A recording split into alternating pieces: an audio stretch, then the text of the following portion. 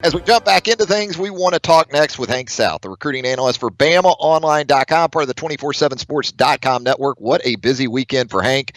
Big recruiting weekend, as you might expect, for the Alabama Crimson side with an opponent like Texas A&M in town. With that, Hank, can't thank you enough for taking a few moments with us this morning out of your busy schedule. Hey, no problem. Anytime. Happy to always chat. And speaking of where we need to start, I guess the nation's number one prospect overall, Kavon Thibodeau, making the long trip from the West Coast. Hank, give us a little bit of a breakdown of what you've been able to gather from that official visit for Thibodeau. I know he didn't make his way back home, I guess, until this morning. Yeah, he had a football game on Friday night. It was actually on ESPNU for anybody that was watching. His team won 89-0. And then he hopped on a flight from LAX out to Birmingham, got on campus just in time for kickoff against Texas A&M. So for those that don't know, official visits, obviously, there's a 48-hour clock for when a school hosts a prospect on an official visit. So he got in on Saturday, and 48-hour clock ended this morning, and he headed home from Birmingham today. But from what we've gathered, and we've reported a little bit on Bama Online, Tim Watts has a really good BOL Nuggets feature, kind of with some of the scoop from the weekend. Bama wasn't gonna mess up this visit. It's the number one player in the nation, coming on his third visit to Tuscaloosa. Obviously, this is the most important visit, considering it's his official visit, and possibly the last time they'll get a face-to-face meeting with him on campus before he makes a decision. And sounds like the red carpet was rolled out. It always is on these big official visits for their top targets. He came with a lot of his family. And for those that aren't on Twitter, he actually put out a tweet this morning saying how Nick Saban signed a picture for him for his great-grandfather who's passed away, is actually from Birmingham. And so he said he was a big Alabama fan, and Nick Saban was able to sign a picture and meant a lot to his grandmother. So there's some ties to Alabama there. This, like I said earlier, this was his third trip to Tuscaloosa this year. He still has 3 more official visits to take. But it sounds like, as far as Alabama's chances and where they stand at this point, they're as good as ever. It sounds like they really impressed him. He had a good time. He tweeted that he was spending time with Mac Wilson last night. So Bama certainly helped himself. But again, it is just September. There's a few months to go in this thing, so they're going to have to keep the pedal on the metal for Kavon Thibodeau if they want to sign him in this class. Let's go in-state. Talk about a couple of big-time prospects. One committed to Auburn, a long-time commitment to Auburn, in Hoover wide receiver George Pickens. He was in town for the game over the weekend. What are things sort of pointing to with the Auburn Tiger commit at this point? Yeah, it was arguably next to Kavon Thibodeau, one of the biggest visits Alabama hosted this weekend. George Pickens, I believe it was his first time on campus since June. He wanted to make it out for the Champions Cookout at the end of July. Ended up not being able to make it. But yeah, there's some rumblings that he's certainly looking around and taking a visit to in-state rival would certainly indicate that. But Tim also reported on George Pickens and the BOL Nuggets. But sounds like Bama's still in there and still a team he's highly considering. There's been some concerns about Auburn's passing game thus far on the 2018 season.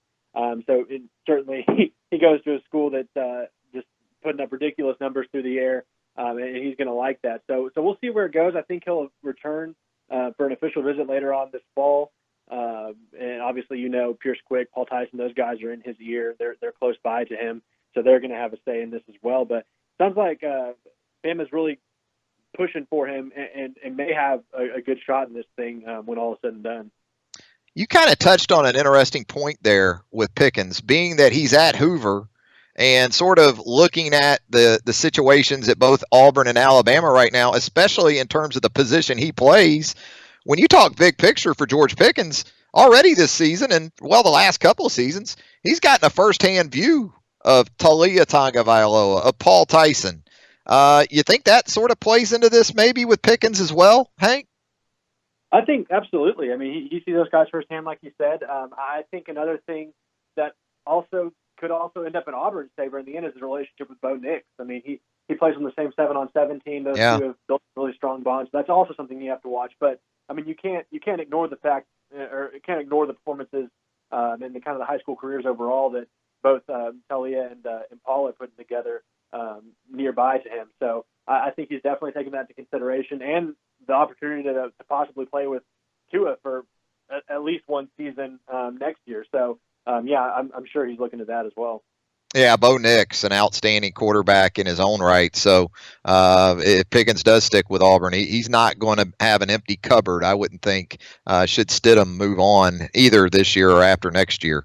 Clay Webb, the five-star center from Oxford, Alabama.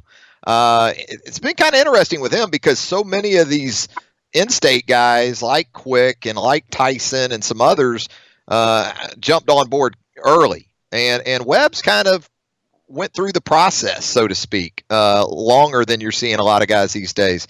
Where's Alabama right now with Clay Webb? Yeah, Clay Webb, we've talked about him a lot. He's just not a guy that's going to say much, if anything at all. So when these kind of recruitments come up, one of the popular sayings is follow the visits. And so far, following the visits would indicate that Alabama is certainly still very much in this thing. I mean, there's been a lot of talk in the last 2 months. Since June, it just feels like, or it felt like, and a lot of reports that make you feel like Georgia maybe is trending for him and maybe the team to beat. But so far in 2018, since the football season started, he's been to Tuscaloosa twice. He's brought his mother along twice. She's been to her first 2 games ever at Alabama for Arkansas State and now Texas A&M. And it sounds like this weekend especially, he had a good time at the Arkansas State game from what we heard, but it sounds like this weekend was an even better time for both him and his mother. So it's going to be – I still don't think Clay Webb's going to say anything or announce anything until December when he makes a commitment and signs. But I think for the people that feel like Georgia may be the team to beat at this point, I think that's too premature to say. I'm not sure there is a team to beat, but I can say I think Alabama's chances are still right up there with Georgia. And maybe, I don't want to say they're the team to beat, but I think Bama is very much still in this. So visit went great for Clay Webb. Hopefully, if he says anything, we'll certainly report on that this week, but I would not anticipate anything coming from Clay Webb anytime soon. Talking with Hank South, recruiting analyst for BamaOnline.com on a Monday edition of Southern Fried Sports presented by Carty and Lloyd Attorneys at Law and Mercedes-Benz of Tuscaloosa. As we let you go, Hank, when we last spoke, Alabama had lost out on a 5-star defensive back to Michigan. You hit on a couple of names last week that were strong possibilities to be a part of this class. You still feeling the same way about maybe Noah Pola-Gates and also perhaps FSU commitment Akeem Dent? Yeah, I think, and this kind of been the same story with Noah Pola-Gates. I feel like he's kind of fallen on the back burner as far as discussion, just when you're talking about guys like Dax Hill and these 5-star guys. But he's a guy Bama prioritized early on. This past February, got him on campus twice so far.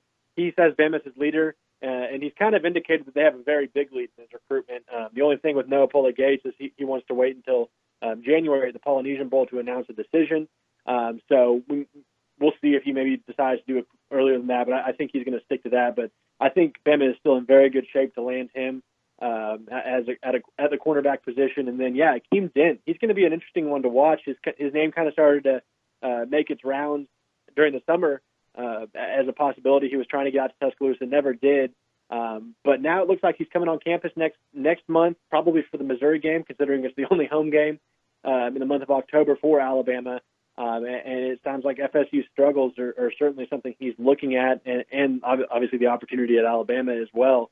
So, he's going to be one I think Bama can maybe get his foot in the door there, not more so than it already has, and maybe make some things happen towards the early signing period. There you go. Hank South, recruiting analyst for BamaOnline.com. Always appreciate the time, Hank. I know it's precious this time of year. Great work as always. Check out the BOL recruiting nuggets that are up right now for VIP subscribers. Great deals on subscriptions at BamaOnline.com. Give Hank a follow also on Twitter at HankSouth247. Thanks a lot, Hank. Anytime. Thanks, Travis.